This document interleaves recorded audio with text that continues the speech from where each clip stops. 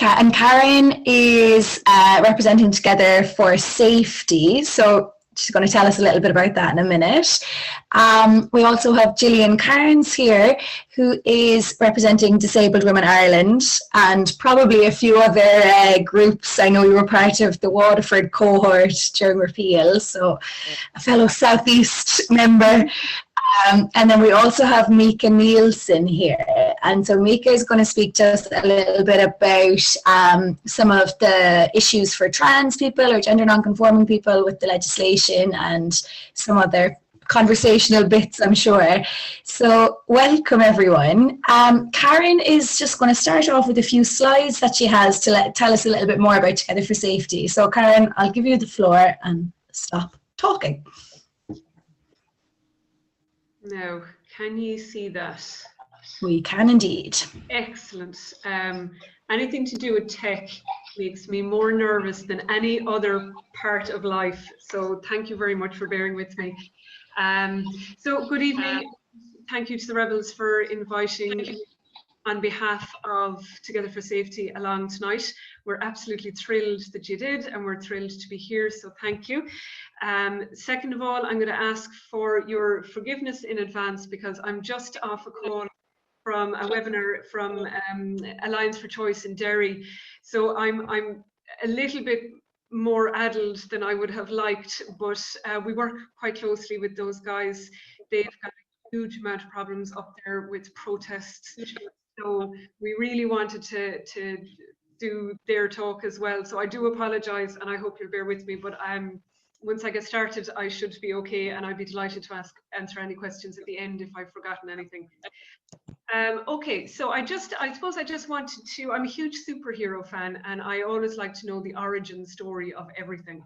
And so I wanted to talk very quickly about the origin story of Together for Safety. And it's everything I'm going to say tonight is about stories, and I guess this is because I'm a psychotherapist, so stories are very, very important to me and the work that I do. But also as an activist, all of us know that it is stories that got marriage equality over the line, stories that got repeal over the line, and it is also because my role in Repeal was that I was holding space and providing support to the activists who were on the door, people who were really upset and triggered by everything that was being spoken about. So stories are the thing that both make and they're extremely important. So I want to just start by giving you a sense of what is in Limerick at the moment. So this is the Limerick Maternity Hospital, and there's a little bit of feedback coming, and I'm just wondering, is it coming from my end? Well, what I might say is everyone else, yeah, Gillian, perfect. If we all mute and give the best chance. I hope the audio is okay for everybody else. So this is the Limerick Maternity Hospital, and what we have here are some of the religious protesters. This is another picture. Both of these pictures weren't taken by us because we don't, but they were taken by local people and then put on social media. But I think it's a good idea just to have a sense of what we are looking at. And it is very, very often and almost always the local people who let us know what is happening. So where this came from was back in October, our friend and colleague and team member Anne Cronin, who lives very close to the hospital, started seeing the religious protesters on a daily basis. And so she went online and she posted this tweet, and she asked, you know, very, very straight out about the link between Aontú and what was happening. And what that started off was a big flurry of quite angry interactions where Aontú said they had no hand or part in this and they didn't know anything about it, but people's right to protest, etc., etc., etc. And that was that piece there. At that time in October, this was me, so I did not have my eye on this particular ball at all. I was thinking about how I would use my new look at that time to do a really, really good Halloween costume. That was where my head was at. I was not in an activism place at all. So all of that happening outside the maternity hospital passed me by. And somebody far more clever and creative than I am dressed me up as Stephen Donnelly. And I have to say, I think it's the greatest Halloween costume of all time. And it is really, it was quite brilliant as well, because we certainly in the campaign have spent a lot of time talking about Stephen Donnelly since then. It is relevant to the campaign because obviously at that time I was engaging with the oncology services, and what happened when that went online is that a number of people accessing the oncology services at that time contacted me to talk about their distress at seeing the protesters outside of the maternity hospital when they were traveling in and out. So this was the start of this. As with any campaign, lots of things happen all at the same time. So all of those things happened within kind of a week of each other, and then almost everybody in Limerick started ringing Evie, who's the co-convener of Together for Safety, but she was also the co-convener of Limerick Repeal. And then we all came together and had a meeting. So we knew that obviously Repeal Review was this year, and we also were aware that the safe access zones were in the spring legislative programme. So there it is. I don't know if you can see it there. Safe Access Termination Pregnancy Bill. Preparatory work is underway. So we saw that at the time and we thought, well, this is excellent. Our work is nearly done. This is going to be a very, very small piece of work, possibly 2 or 3 meetings and a couple of strongly worded letters, because we felt, well, we felt that there must be a mistake. Have they forgotten about this? They mustn't know that there are protests taking place. And, you know, we had won in 2018, so we were quietly confident that this wasn't a big thing that we were engaging in. And like every single campaign that I've ever been part of, and I'm sure in a room like this full of campaigners, you will know exactly what I mean.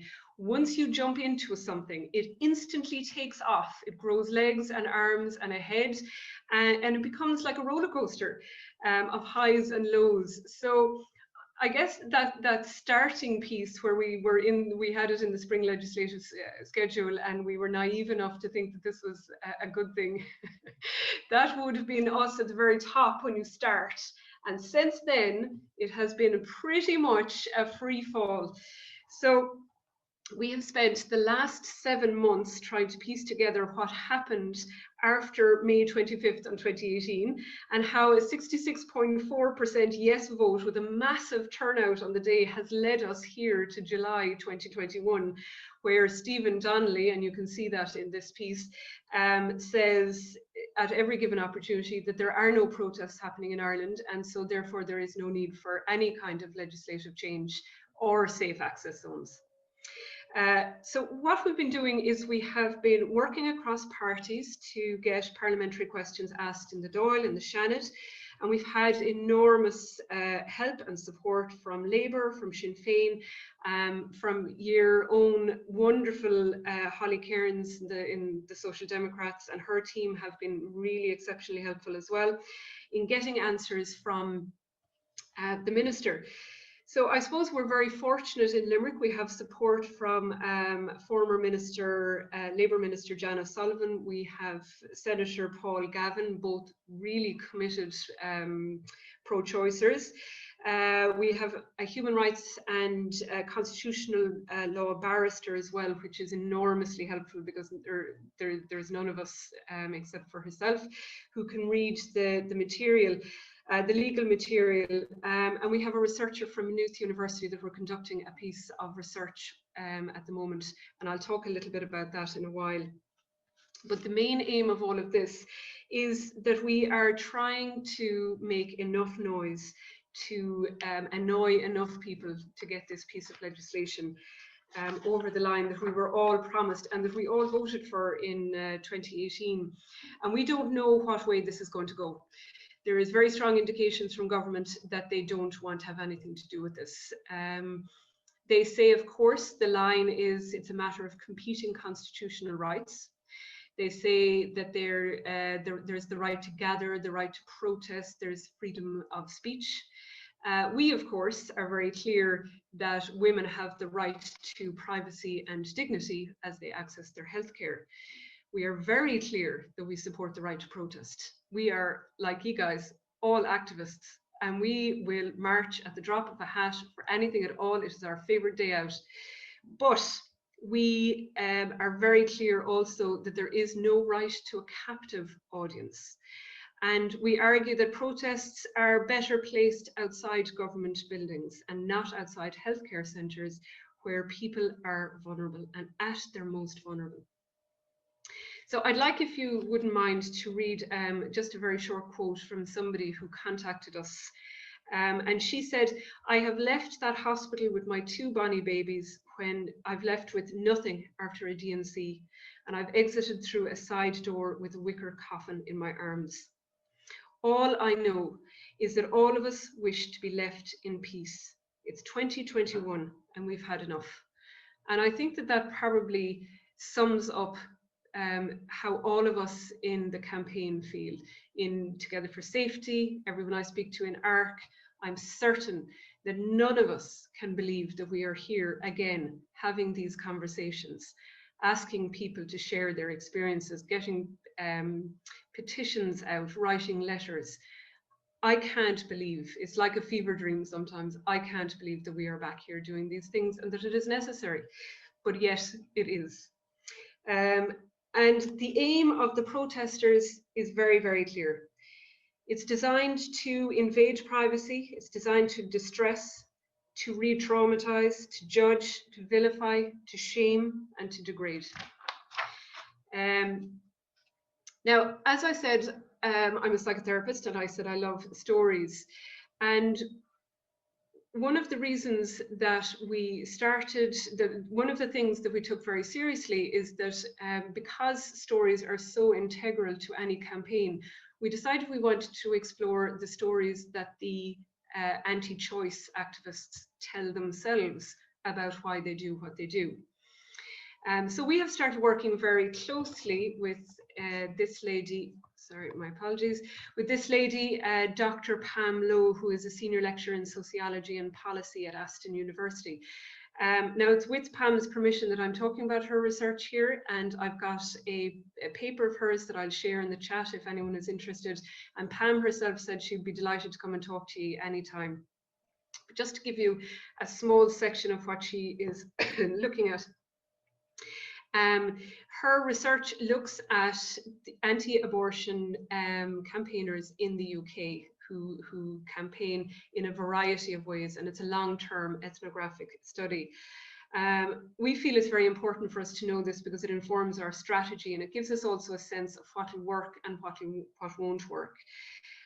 We are also really aware of the extreme burnout that both ourselves and everybody involved in Repeal right the way across the country experienced after Repeal.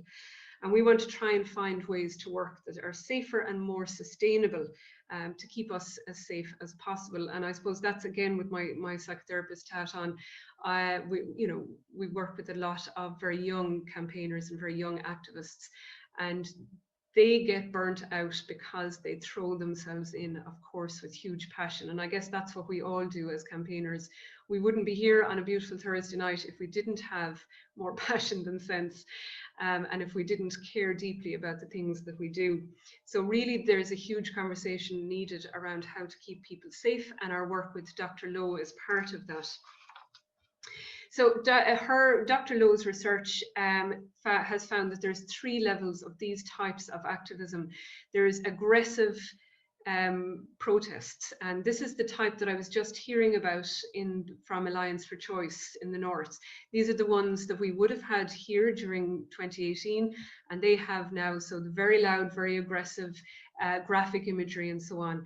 The second type is praying, where you have standing and praying and prayerful witnessing, and that's what we have here in Limerick, and there are a variety of versions of this around the country as well. And pavement counselling, which isn't prevalent in Ireland, but is very, very prevalent in the UK.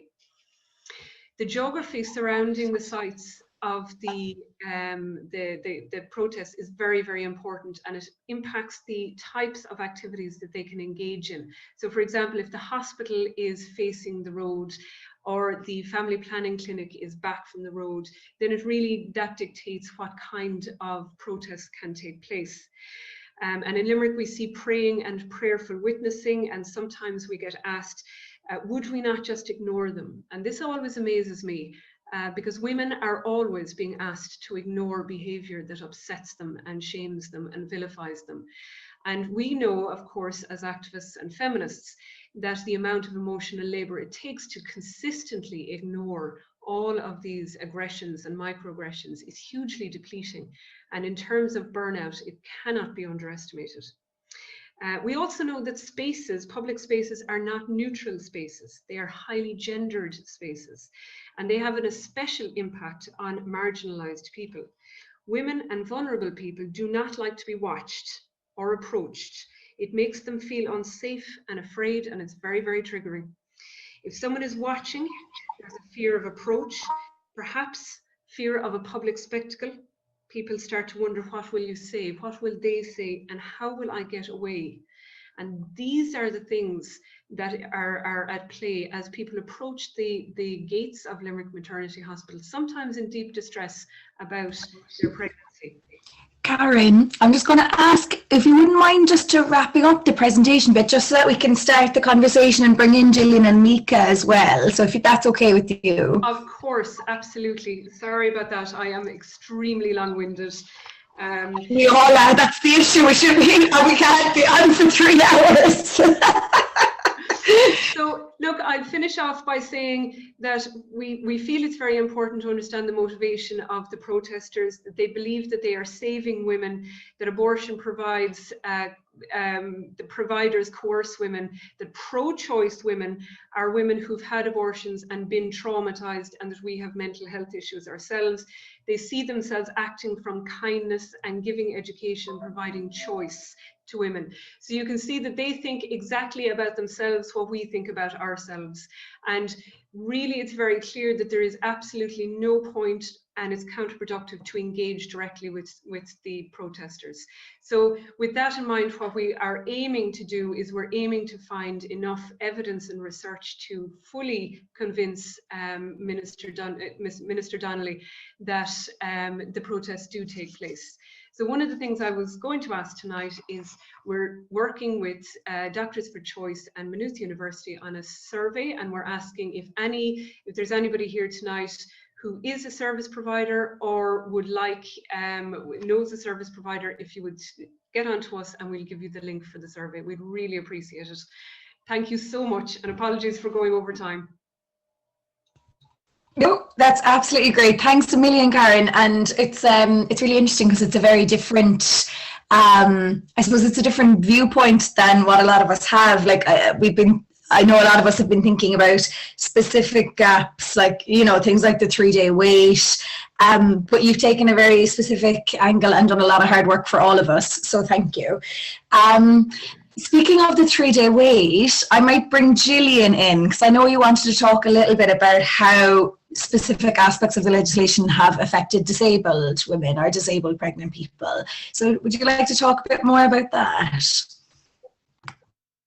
Yeah, actually, just to tie into the other thing, the safe access zones are something that Disabled Women Ireland would be really pushing as well, because you mentioned vulnerable people. There are a lot of vulnerable people in our community, and safe access zones are very important, especially for people who are neurodivergent or anybody who, anybody who's in anxiety, but particularly for autistic people. It can be very overwhelming. I'm autistic myself. It's an extremely overwhelming situation to be in. So, we, Disabled Women Ireland, would be advocating for the safe access zones from a disability perspective, a human rights disability perspective. So perhaps that's something that can be added into the mix. The 3-day waiting period. Sorry, I keep on glancing down because I have to have notes because I keep on forgetting stuff. So obviously the 3-day waiting period is great for anybody. It's ridiculous nonsense that shouldn't even be there, to be perfectly honest with you. But for disabled people, it's a particularly huge barrier. It's a massive barrier for many different reasons. So a lot of disabled people might have problems even access due to transport issues. A lot of people who are in wheelchairs need to give at least 24 hours before they even get on a bus. If they need to get, they may need specialized transport, which is a huge financial outlay. A lot of disabled people who have personal assistance or get personal assistance only get between 1 and 5 hours a week. So that means, do you have enough time to go to 2 appointments in the week? Speaking personally, I have ADHD. Remembering to go to 1 appointment is a struggle. Remembering to go to 2, I know it seems ridiculous. Some people will be like, oh, but it's really important. Surely you wouldn't forget. My ability to forget has nothing to do with how important the thing is. That's not the way ADHD works. And setting all the reminders in the world, it has no impact really. It works for some people, it really doesn't work for me. I have a tendency to ignore them. So I'm trying to remember now. So yeah, there's financial reasons, there's neurological reasons, there's a lot of reasons why the 3-day wait doesn't work specifically for disabled people. Like the two appointments, it can be insurmountable. It can be just to the point of insurmountable. And if there's a lot of disabilities that can affect your, like, disabled people generally don't have one disability. A lot of us have multiple disabilities that interact with each other. So for example, I'm going to just personalize it again. I am suspected of having Ehlers-Danlos syndrome, sorry. I do have a joint hypermobility syndrome. That affects my periods, which means I don't know from 1 month to the next when my period is going to be. So how do I know? Like for example, I was pregnant for at least, I'd say probably a month and a half, could have been longer before I even knew that I was pregnant. And then I have to go and make an appointment, and then I have to, do you know what I mean? So it all adds up. Like even conditions like POTS and endometriosis, if people have them, they may not know when their period is due. So that delays everything. Then you have the having to organize the appointments. Can you get somebody? Can you get the transport you need? Can you get somebody to come with you? Can you get? So it all adds up. Like a ridiculous amount. Like it's around 70% of autistic people struggle with just making a phone call in normal circumstances.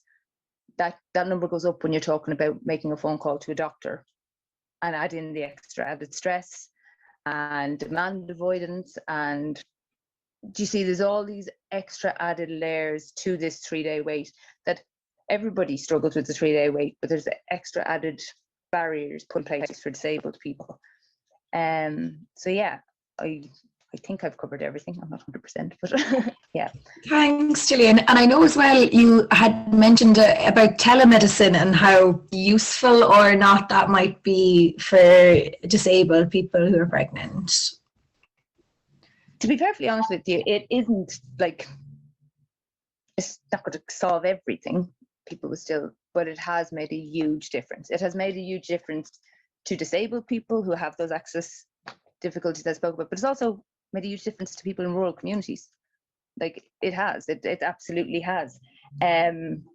So yeah, I'm sorry, I'm looking down again because where's it gone? Sorry. So what Disabled Women in Ireland really want is that for that to continue. That we are advocating and strongly urging the review to continue that, to continue the right to have it.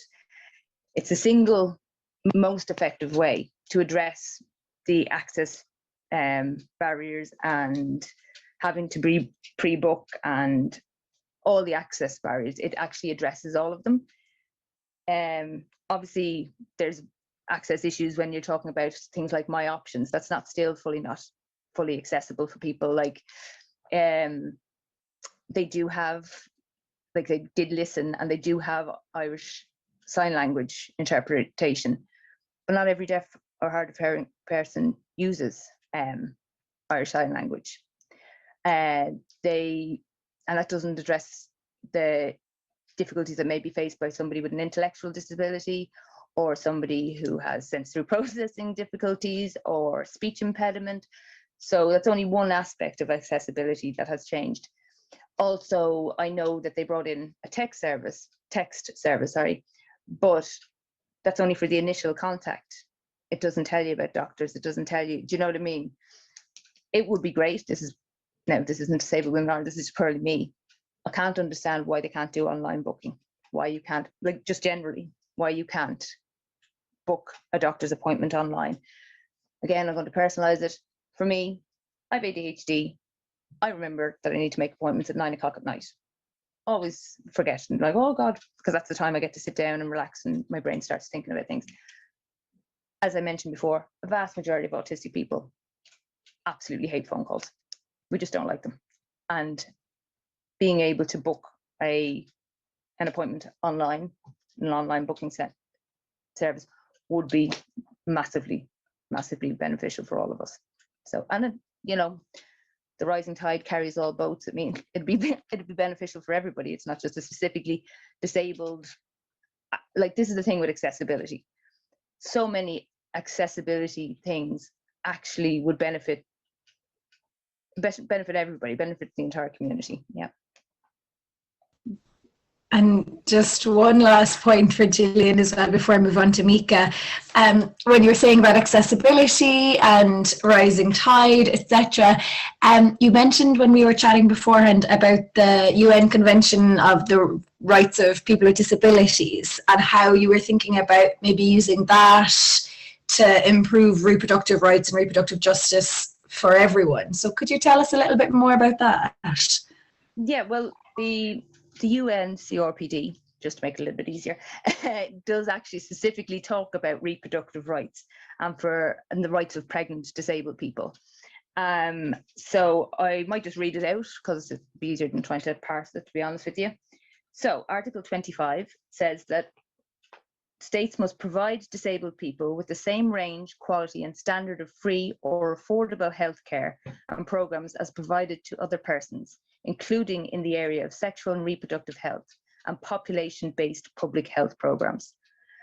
So that means that, you know, we can now chase the government. Like, there's people who aren't disabled mightn't be aware of this, but there is actually a review going on of the UN CRPD, and a report will have to be presented.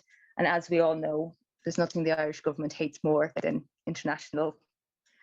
getting in trouble internationally. So, but Part C is the part that's really interesting, because it says states should provide these health services as close as possible to people's own communities, including in rural areas. That's the part that we feel could benefit everybody. If we can use this tool to demand that we have local services, because Ireland have signed up to the UN CRPD, and it is one of their international obligations.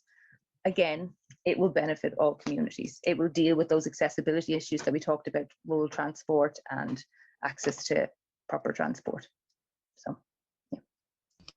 Brilliant. Thank you so much, Gillian. And I'm sure we'll come back to some of these in the Q&A. To bring Micah in, can you tell us a little bit about your experiences of kind of repealing, and then how people in your community have been left behind, I suppose, by legislation? Yeah, so I'm only 19, so I was 16 at the time of the campaign. And I'm really lucky that I was with Cork Together for Yes, because we really pushed for like gender neutral language throughout the whole thing. And then it was promised that, oh, it would be gender neutral. There would be a problem with, you know, exclusively referring to women. But then I counted how many mentions of the word woman or women was in the document, the government document. The number I came to, one of them was 46. And I know that for a lot of the trans community, with trans men and non-binary people, it was a slap to the face. It was just, we've been left behind again. And trans people already face a lot of problems with healthcare anyway. Like, I'm going through a private system to get hormones, and I've been waiting like 9 months for my appointment. And that's going back and forth between other appointments. So if you go through the public system, that's 3 years of waiting and then 2 traumatic appointments with their psychiatrist and psychologist. I've heard so many stories and they're awful. So trans people would be very hesitant to even book appointments. And especially with like reproductive health, it would be just a further barrier of, oh, this is exclusively for women. I'm going to get more unwanted questions than I bargained for. I'm not going to be catered to. What doctor will help me? And that's a struggle in itself to find an accepting doctor, because there are a lot of doctors that don't know what they're talking about, and they end up going home, Googling for like 3 hours, coming back and going, I think I know it, but they don't. And again, with the questions, people who present more masculine, like stereotypically masculine, are going to face a lot more problem with questions than people who present more feminine. Like, if you present more feminine, it's going to be, oh, you're just a woman. You can go ahead. It's fine. I'm not going to ask any questions. I know what I'm talking about. You're a woman. But if you present as a man or more masculine in general, you're going to get this, but you're a man. You don't have anything that's of like that is this. I think that's a lot of what I wanted to say. There's just a lot of miseducation, misinformation, bias, and then the legislation just left a lot of people behind. And again, I want to bring in autistic people again, because a lot of trans people are also autistic. I am myself, and I struggle with phone calls, as you said. Yeah, so it's just barrier upon barrier. Absolutely. And I know, I remember at the time Simon Harris saying, oh, but it's fine, you know, you can still get the abortion. But I think, I think for a lot of people that wasn't really the point, because again, even when things are in legislation, like the safe access zones, we've been struggling to actually get them. So I think, I know that most people did not feel like it was going to be in any way a loss to the rest of us to have pregnant people in legislation. So very frustrating. Speaking on that, actually, Karen, you had an experience this week. Do you want to tell us about that? Oh, you saw that. So I wrote a letter into the Irish Times, just in relation to the hospital issue, and I just, obviously it was an opportunity to mention the safe access zones as well, but the language I used was very careful, and it was women and pregnant people of Ireland, and they printed it. And at first I was delighted, because they never print anything that I send into them. But then when I read it closely, I saw that they had taken out "and pregnant people," and they just printed "the women of Ireland." And I nearly really had to lie down in a darkened room I found it so appallingly, I'm lost for words. I found it sickening. I found it dreadfully upsetting. And maybe I'm clearly very naive, but I was shocked. I was absolutely shocked that a paper would do that. And I just felt it was a hugely upsetting thing to so many people in Ireland. Yeah, and I think just that we all have to keep pushing forward for our trans and gender non-conforming siblings. Like, I know that there were a lot of good intentions at the time, but it was one of these things of people that were left behind. And I know I did research myself about Repeal and self-care and things like that during activism. And I know that people with disabilities, sex workers, trans people, migrants, anyone who is anyway more marginalised and put themselves at extra risk in actually campaigning, a lot of those people were then, left behind, or, thrown under the bus, wherever you wanted to look at it, in the idea of, appealing to Middle Ireland, which I think is very frustrating. Would anyone like to comment on ways that we can do activism better this time, and what we need to do with the review to make it better for different communities? I think the one thing I can say is just a lot of support to everyone involved, because that's what happened with Cork. There was a lot of support to anyone involved, as far as I saw, and it was extremely uplifting. And even when things went wrong, there was always some support there, and you could just talk about it. And that's the most important thing with activism, of just letting people rant.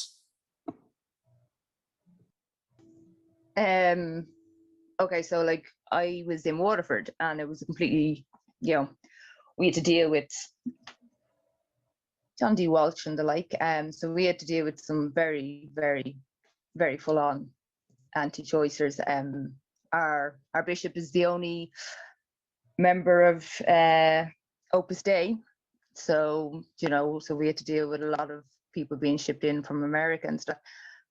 But what worked, as Micah says, what worked was the fact that we were really, really supportive of each other. What I would like to see change, and I'm going to speak on behalf of all disabled people and other marginal groups here, not to have any right. I would like to see change the absolute hunger that the Irish public seems to have for us to tell our stories. That's the thing that destroyed friends of mine. That's the thing that burnt them out. Not the campaigning, not the going door to door, not that having the one-to-one conversations with people in the door, the having to perform their tragedy, having to perform to be given the same rights that other people were being given or whatever. I know none of us had the rights, but that kind of thing of having to constantly retell stories that were triggering, that they couldn't move on from because they had to keep on reliving it. I know that's difficult. I know that's what the Irish media always goes for and always wants, but they're not going to change unless we start telling them to change. Yes, we can talk about difficulties with disabilities, we can talk about difficulties for people from marginalised groups, but we shouldn't constantly need ourselves that risk to do that. And that's we need to start changing with all activism.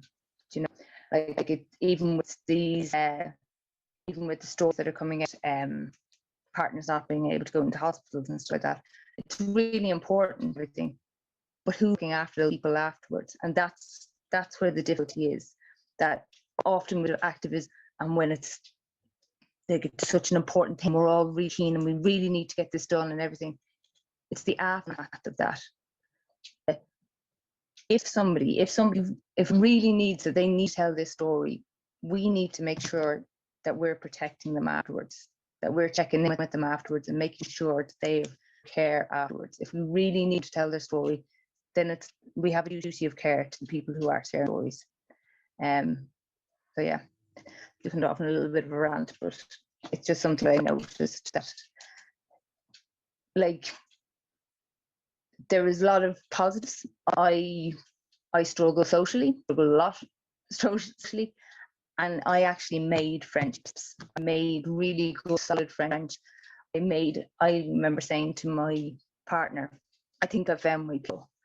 Suddenly my monologuing and my intense interest and my focus, my ranting about politicians, and suddenly those interests, those special interests that I have, were beneficial to people, or they were too late to tell me to shut up, one or the other. But I think that we can have those positives, but just we need to make sure we're looking after everybody, that we don't just forget about people afterwards. Yeah.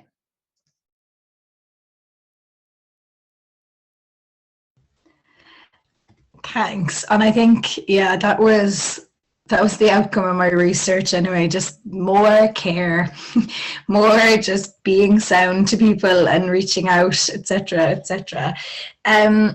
If anybody would like to ask any questions, anyone from the audience, Claire, I see you have your hand up. It's not so much a question really, just I suppose two comments that came to mind. First, when Gillian was talking there about disabilities and that, I have a friend that is it's called a speech impediment. I just say difficulty with her speech. But I have been a witness to her so often being on the phone, and the person at the other end of the phone puts the phone down because they don't wait long enough for her to get her words out. She would have difficulty, particularly with a word beginning with the letter S or something like that. And I never understood any of that. and maybe I was one of those impatient people years ago. But the thought of having to arrange 2 appointments and have this 3-day wait, I mean, it's not a visible disability, but for her to ring something simple like UPC or whoever it is, it's an absolute nightmare. She spends so many hours on the phone at the time to actually get the service she's entitled to. So if she had to go through all this, she would just stay away from the clinic. She would stay away from all health care because it's just far too difficult. And the second, I suppose it's a bit of a question to Karen in a way. When you were talking about the protesters outside the maternity hospital in Limerick, which I think is absolutely appalling and so upsetting to see if I pass by in a bus or anything and they don't directly affect me.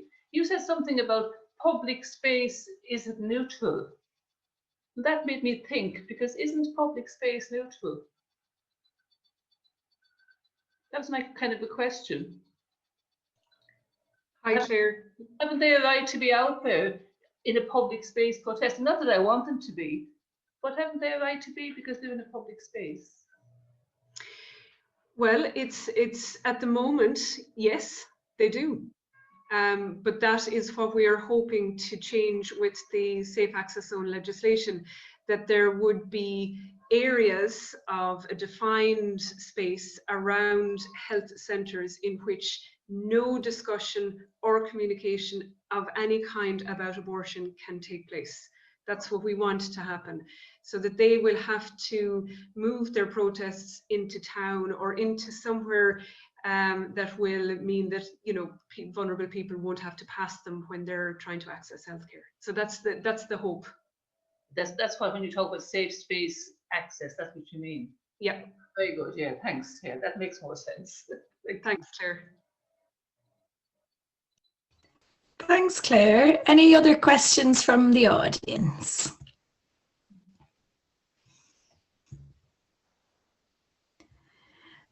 I think Nem has her hand up there. Oh, fab. Work away, Nem. Hi guys. Sorry. Just being very opinionated here. Yeah, I just thought it was interesting what Claire said of how her friend's disability is invisible. And that's the case for a huge number of disabled people. And it does create massive barriers. So it was kind of putting that, kind of just tying that back to when you'd asked what we need to do better in our campaigning.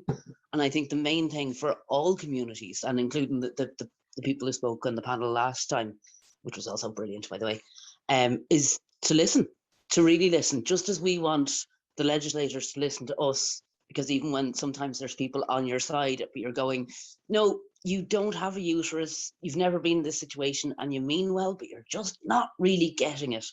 That can happen within ourselves as well. Even people who are allies who do genuinely mean well, but they can sometimes assume they know the ins and outs, assume they know what's best, and miss huge aspects to it that leave us still behind. You know, I'm a non-binary disabled person who worked in the headquarters of Together for Yes, and was in a really weird position where I was there in the headquarters and I was talking to people all over the country and answering the emails and answering the phone, and there were, don't get me wrong, there were amazing people, feckin' sound people I'd be friends with the rest of my life in the campaign in the HQ, but still, you know, kind of trying to get your voice heard at the top, and like that of going, I don't understand who it hurts to say people. I don't understand who's not covered by that and who's left out by that, you know, but it just never actually feeling listened to. And Disabled Women Ireland was actually set up kind of it was the last straw. It wasn't just about repeal, but it was the last straw of because the founding members had been reproductive right activists and advocates and experts for years. And Maria Ní Laharta also worked in Together for Yes HQ. And so it was launched in May of 2018 because we didn't have enough to be going on with, but just out of sheer frustration of Jesus feckin' Christ, what does it actually take to be listened to?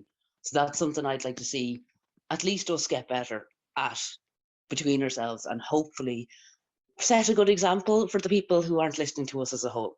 So rant over. I'll shut my mic and my camera back off again.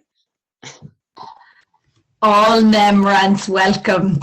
And I totally forgot to say, because myself and NEM had lots of brilliant conversations in the lead up to this about accessibility, and I totally forgot to tell everyone that you can turn on closed captions. But it's a bit late in the day now for that. But hopefully you saw that option down on your toolbar, because I forgot that was one of our other bits and pieces that might be useful for people. So sorry, NEM. But we are recording it, so do the captions work on the recording? I think they do. I know we've been having some talk about that, Lucy. Anyway, hopefully that will get that fixed. Are there any other questions from the audience or comments? Just to say as well, actually, that Bridget Carmody sent her apologies. Bridget is the amazing linchpin of the Cork Traveller Women Network, but unfortunately she wasn't able to make it to this evening's panel.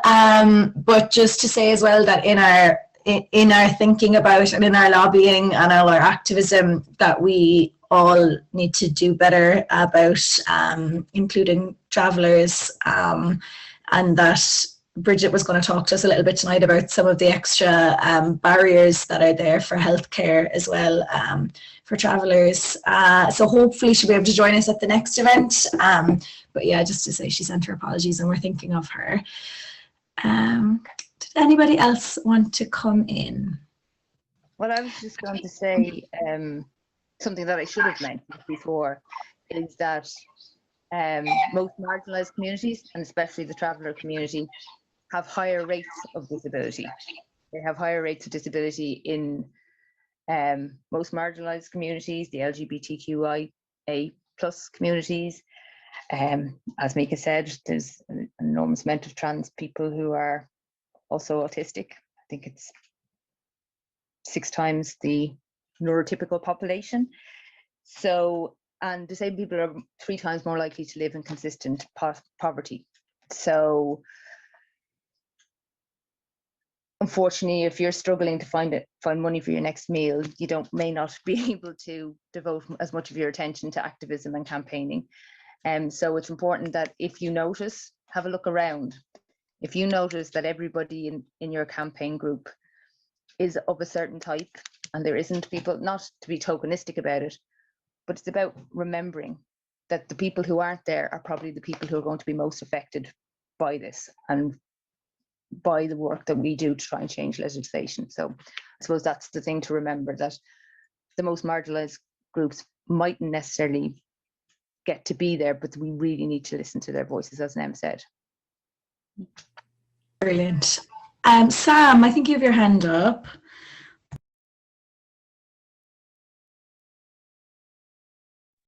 Yeah, how's it going? Fabulous speakers, everyone. Thank you so much for your insights. It just struck me as I suppose as Micah was speaking, that all 3 of you, or all people represented by all 3 speakers tonight, would benefit enormously from the extension of telemedicine. We've had telemedicine during the pandemic, but it's supposedly going to be taken away if the pandemic's ever over. I shouldn't be saying when at this stage, but I presume for all 3 speakers, that's something that could be hugely beneficial for ARC to focus on. Thank you. Yeah, yes, it would be. As I said, it's obviously an enormous benefit to many of us in the disabled community for, transport reasons and for making appointments and stuff like that. But it's like everything. It's funny how there's a real difference between disabled Twitter and other people Twitter, where other people are like, oh, I can't wait till things get back to normal, blah, blah. A lot of us in the disabled community are really worried about things going back to normal, because all these access things, there's also a little, I'm not going to lie, there's also a good bit of anger about the fact that things that we've been asking for years and years, accessibility things we've been asking for years, oh, can't happen, you can't have it, you can't. And the second it affected the neuromajority, oh, Zoom, we can all do things in Zoom. You can work from home. We can do all college from home. So there is this fear that going back to normal will lose us these things that have been enormously beneficial. And one of them is telemedicine. It really has made a huge difference to an awful lot of people. But as I said, it's not just about disabled communities. It's also about people who live rurally. It's also about people who live, people who live in direct provision. Often they are miles away from anywhere and have to arrange, like if they need to go to the doctor, they need to talk to the centre manager about their appointment and help make them book the appointment for them and that kind of stuff. Telemedicine does away with all of that. I know that I've spoken to some people in a halting site down in Cork, and they struggle to get to the doctor because of transport issues and stuff like that. And it's the expense of having to get taxis, and because they haven't got transport. So yes, telemedicine will be beneficial for everybody, but specifically I'm going to talk about the disabled community because it really does make a huge difference to us. Yeah. Brilliant, thank you. I'm not sure of your name, but somebody who's on iPad has their hand up. Sorry, hello, my name is Ruth. Sorry about that. How are you? Look, all the speakers tonight have been fabulous. I have a quick question for Karen, if that's okay. I'm on Together for Safety. I'm in Cork, and I haven't heard about the protests like this happening in Cork. And my question to Karen is this a nationwide issue that people don't know about, or is it just specifically in Limerick?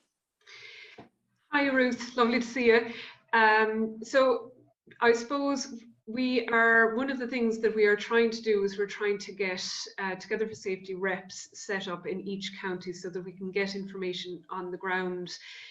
As we understand it, there are sporadic protests in Cork in various places, the same in Dublin, in Kerry. There is more than sporadic in Dublin. But what we are having difficulty is getting any kind of coherent, consistent way of tracking it.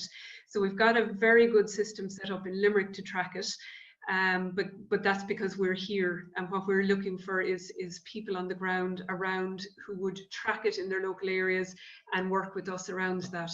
One of the problems is that the police have been really supportive, extremely supportive, but they have told us themselves that the advice that they're getting from their bosses is contradictory.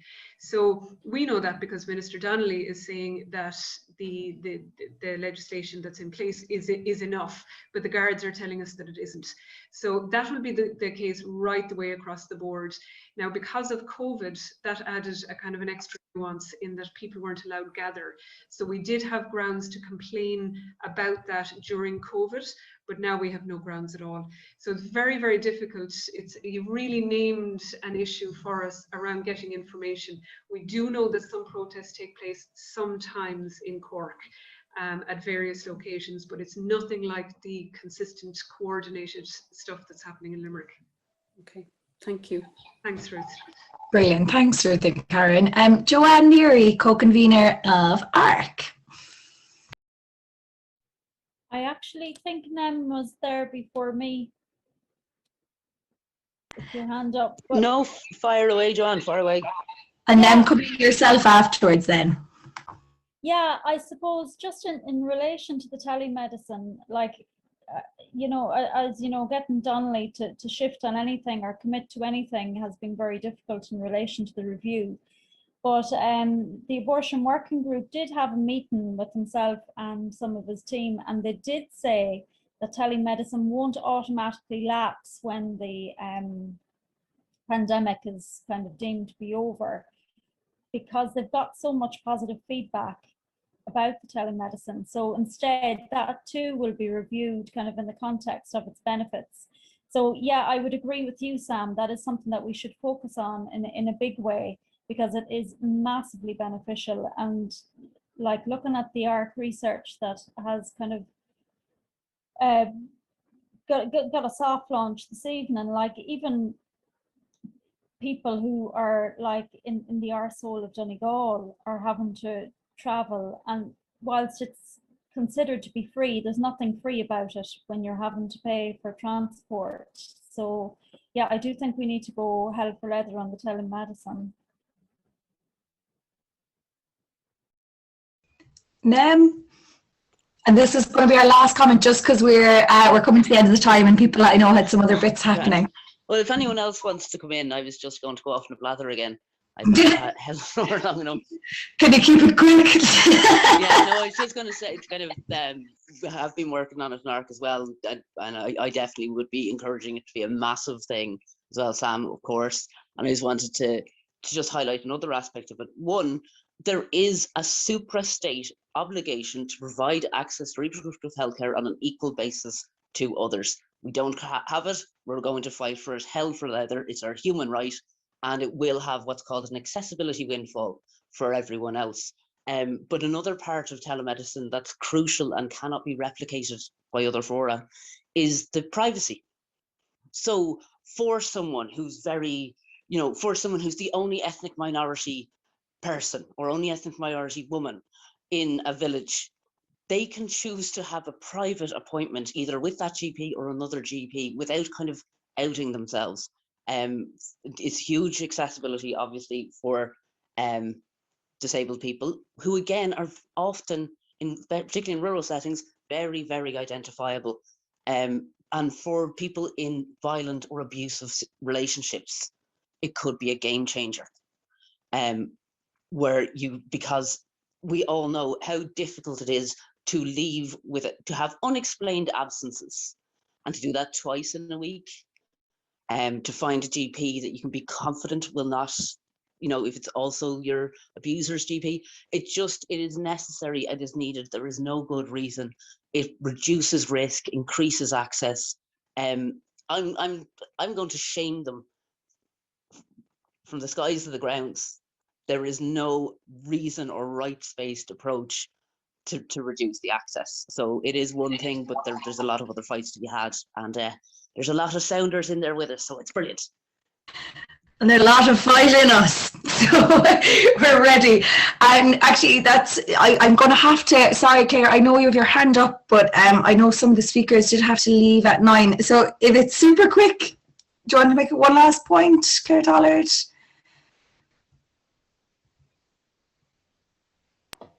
So just a short thing about telemedicine. I'm a benefit of telemedicine. I have a disability.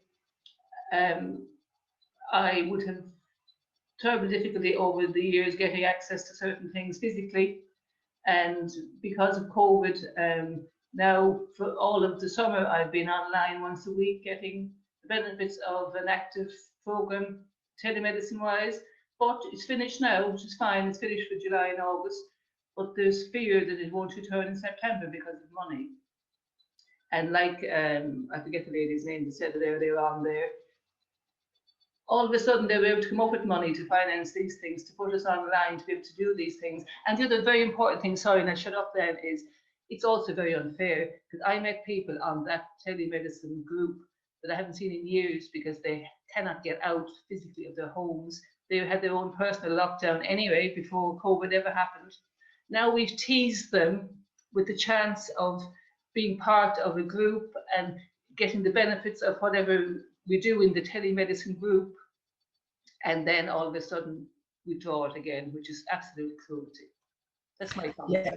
Thank you, Claire. No, thank you. And it's you put it beautifully. And it's a rallying call for all of us to really fight for telemedicine and fight for our safe access zones, fight for inclusive language, and we're going to keep fighting. So our next event is going to be on Wednesday, the 14th of July. Not sure yet of the time, so we'll let you all know. Actually, to bring back to Nem's point, Marie Mulholland, who works at West Cork Women Against Violence, is going to be one of our speakers that evening. So again, she will, I'm sure, speak a little bit more about that idea of how people in those situations can be supported better. I'm sure telemedicine will be a part of that too. So I'd just like to finish there and thank you all so much for your attendance and your engagement and your questions. Thank you so much, Gillian, Micah and Karen, and just a big clap to all of you, and keep it up. Well done, everyone. See you next time.